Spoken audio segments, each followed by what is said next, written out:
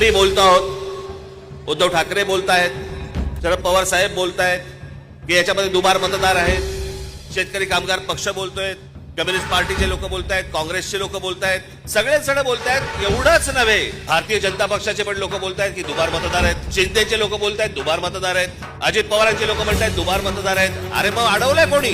मग हा निवडणूक घेण्याची घाई का करतात? साधी गोष्ट आहे, मतदार याद्या साफ करा आणि मतदार याद्या साफ केल्यानंतर त्या पूर्ण पारदर्शक केल्यावरती मग जेव्हा निवडणुका होती त्याच्यानंतर यश कोणाचं अपयश कोणाचं सगळ्या गोष्टी मान्य. पण सगळं लपून लपून लपून छपून जे चालू आहे ते कशासाठी? मी आज तुमच्यासाठी पुरावा देखील आणलाय या सगळ्या दुबार मतदारांचा. काढते कापड. हे सगळे दुबार मतदार आहेत,